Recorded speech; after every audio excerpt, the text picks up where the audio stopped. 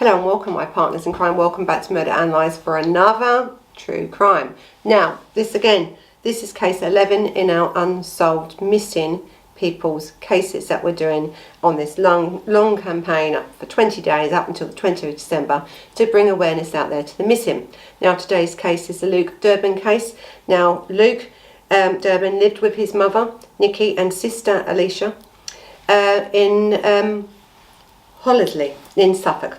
Both of whom shared a close relationship with him, and they all lived happily, and they, really nice family actually. They loved each other.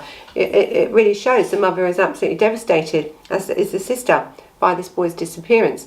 So again, before I say anything else, let's make sure that if you know anything about this case, and I think I've got some CCTV of Luke's last sightings in this case, and if you know anything or you're holding back, as I always say, loyalties are changing all the time, and so if you do know anything and you want to get things off your chest about what you know and you haven't come forward before, please come forward.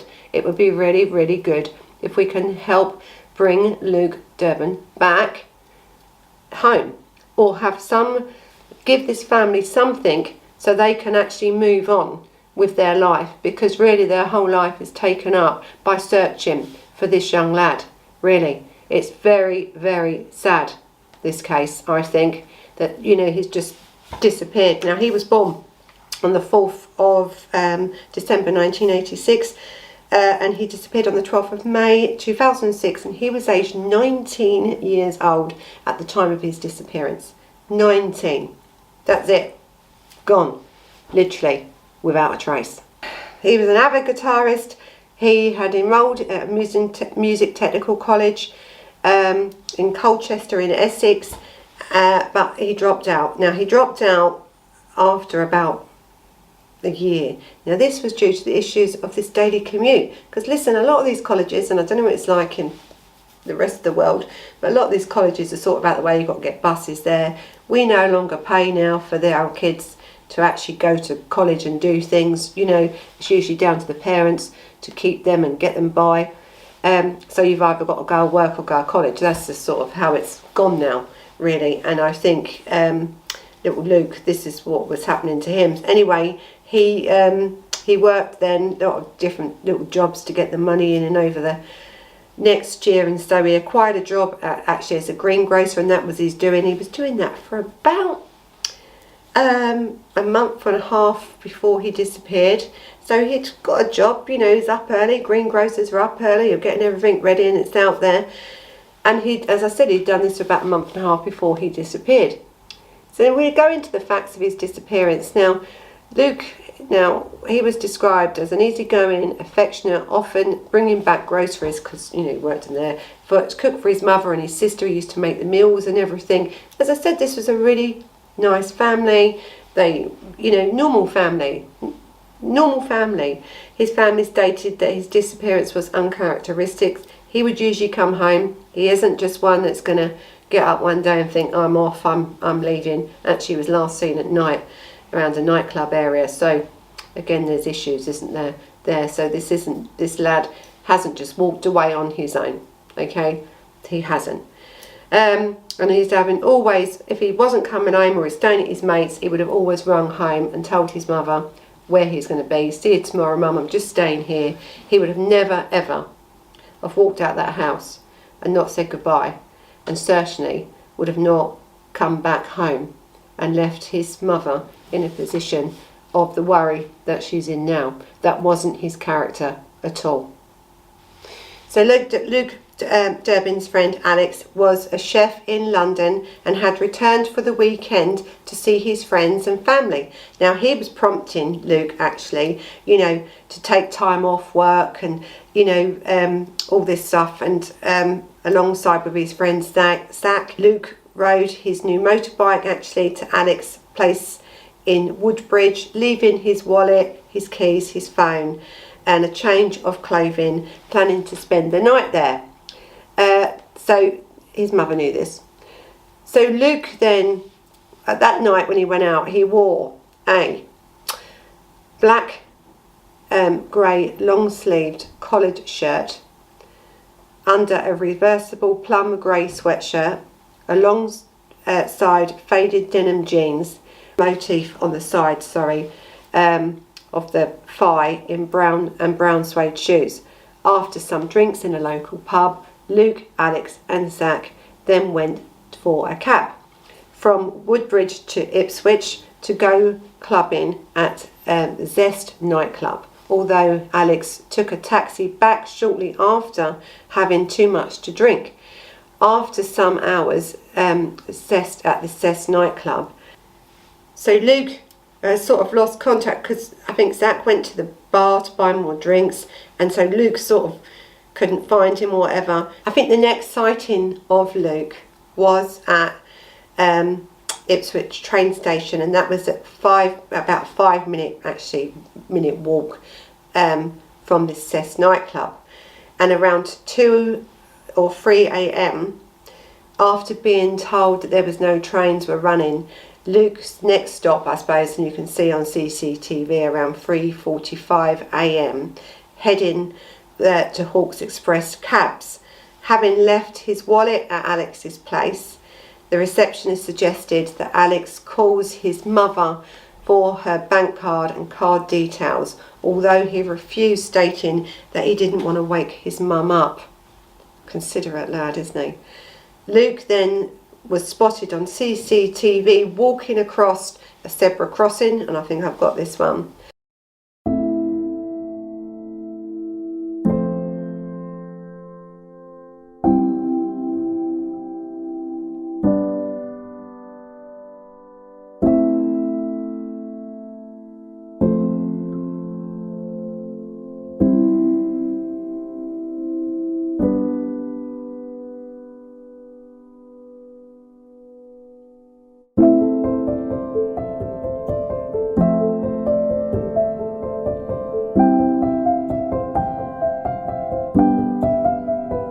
On Dog's Head Street, heading towards the bus station at 4 a.m. This was the last position sighting of Luke. Shortly after, the silver or white Volvo 440 is caught on CCTV with the registration number M for Mother 206 LYE, caught on CCTV and later discovered to be false plates. The vehicle is of primary interest to the investigations, and you can see why when you look at the CCTV, because really that was the last sighting, wasn't it, really, of him. The next day, Luke's family assumed that he had gone to work, although after contacting friends and his work over his whereabouts, he was reported missing by his mother. Now, there has been some unconfirmed sightings. A witness reported seeing an individual matching Luke's description walking near Vauxhall Stadium in Ipswich on 12th of May 2006 between 7:30 and 8 a.m. This led to the re-investigation in mid-late 2011, but failed to produce any new evidence at all.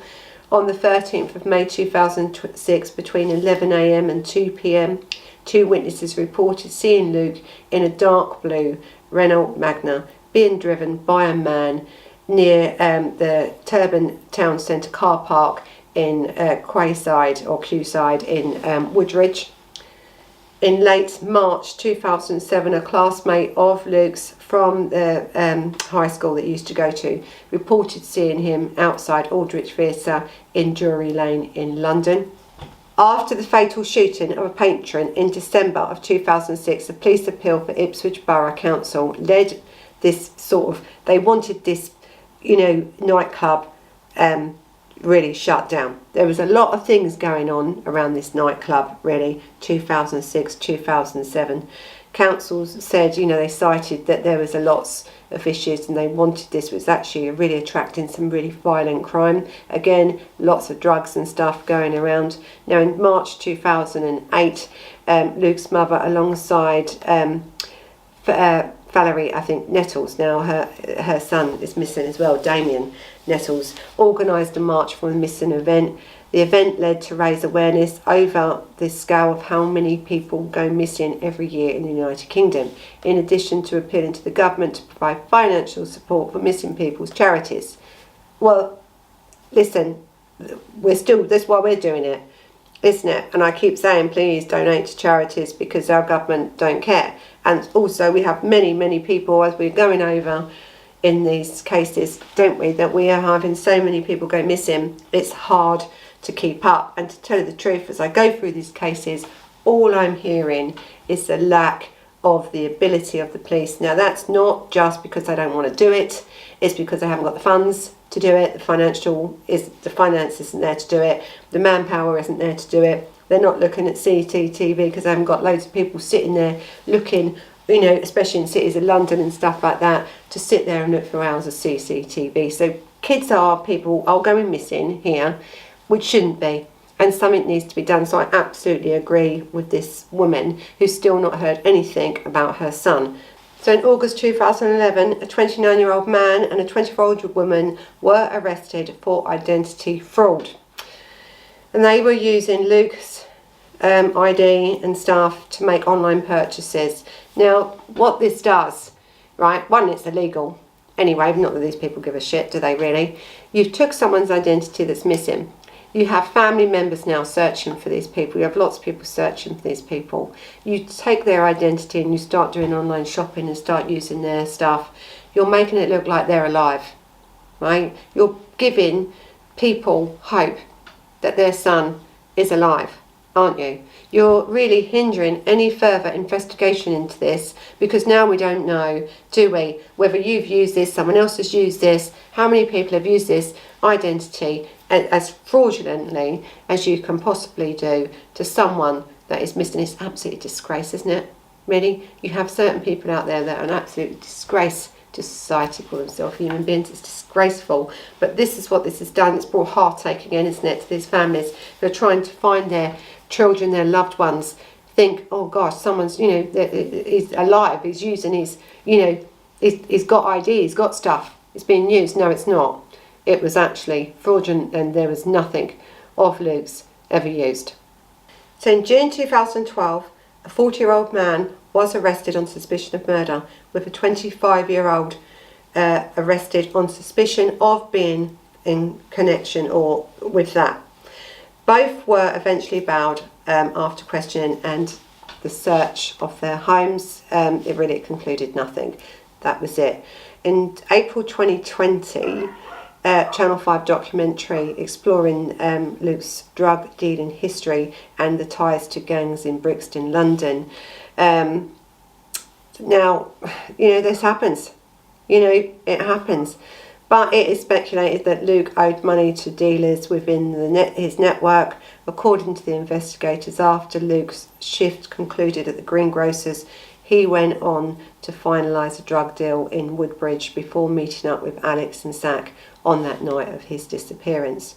Suffolk police have described Luke's disappearance as being one of the most baffling cases they have.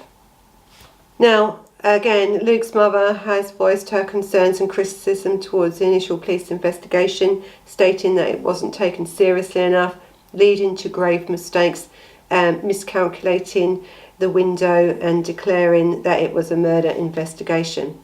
Now, following the review in 2010, the Suffolk Police relaunched Luke's case as a murder inquiry, referring the case to the Major Investigation Team, MIT. So I think I might have said it was a murder, but what I meant was, she's saying she believed that right from day one it was a murder. Yes, he was disappeared, he went missing for a few hours and stuff, but if he had links to what we would call serious crime, where you are drug dealing and stuff, and you may have owed drug dealers money, or drug deal could have gone wrong. You know, it doesn't even have to be a drug dealer. It could have been someone you were selling drugs to. You've just approached the wrong person. It could have been anything.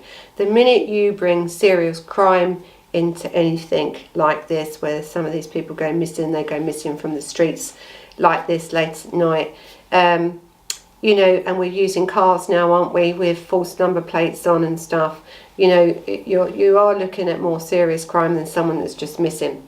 So if Luke is out there for any reason, still, please contact someone and let them know where you are and that you're safe.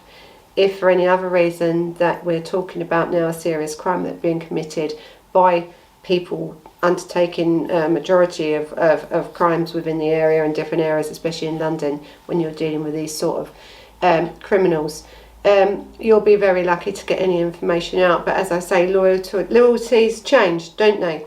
So if you know anything about the disappearance of Luke, please contact anyone. Do you know what? Even if you just don't know anything, even if you didn't take part in anything what happened to Luke, but you may know where his body is or anything like that, even that, you know, is information that can help this family put their son to rest. Listen, we want information whether these people are dead or alive, right? These families, people just want answers, don't they? That's all we're after. That's all anyone's after. If Luke was into something like that, and I don't know because I didn't investigate all that, I'm just trying to highlight missing crimes, like missing people. I'm just trying to highlight the missing people who's gone missing over the years. And this boy has never been heard of since that night. So it's really important that if you know anything, that you at least say. You don't need to incriminate yourself. You can do it anonymously. There's many things that you can do to give this family some peace. Because don't forget, they've done nothing wrong here. They're just trying to search for their loved ones. That's all they're trying to do. They just want answers. That's all they want. That's all they want. Because no one else is really doing much, are they? So if you do know anything, it'd be really good if you could at least say anything you know. That would be really, really appreciated. So thank you for watching, and until the next time, bye bye.